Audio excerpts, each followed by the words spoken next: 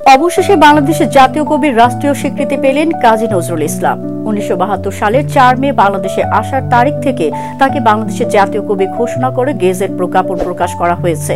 রাষ্ট্রপতির আদেশক্রমে সংস্কৃতি বিষয়ক মন্ত্রণালয়ের সচিব মোহাম্মদ আতাউর রহমান স্বাক্ষরিত এক গেজেট প্রজ্ঞাপনে বলা হয়, গত ডিসেম্বরে উপদেষ্টা পরিষদের এক সভায় অনুমোদিত প্রস্তাব অনুযায়ী কবি কাজী নজরুল ইসলামকে বাংলাদেশের জাতীয় কবি ঘোষণা করা হয়েছে এবং এটি সবার অবগতির জন্য গেজেট আকারে প্রকাশ করা হয়েছে।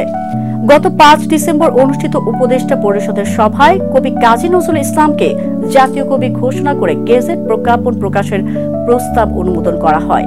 কবি কাজী নজরুল ইসলামের জাতীয় কবির মর্যাদার বিষয়টি ইতিমধ্যে প্রতিষ্ঠিত সত্য এবং রাষ্ট্রীয় পর্যায়েও স্বীকৃত।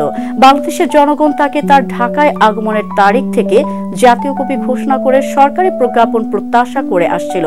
উপদেষ্টা পরিষদ এ প্রত্যাশা অনুযায়ী এ প্রস্তাব অনুমোদন করে।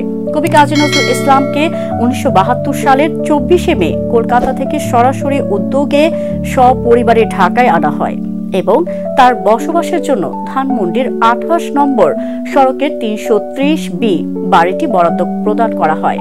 এরপর ১৯৭৬ সালের জানুয়ারি বাংলাদেশ সরকার কবিকে বাংলাদেশের নাগরিকত্ব প্রদান করে। একই বছরের ২১শে ফেব্রুয়ারি তাকে ২১শে পদকে ভূষিত করা হয়। ২১শে পদক বাংলাদেশের দ্বিতীয় বেসামরিক সম্মানসূচক পদক হিসেবে বিবেচিত হয়ে থাকে।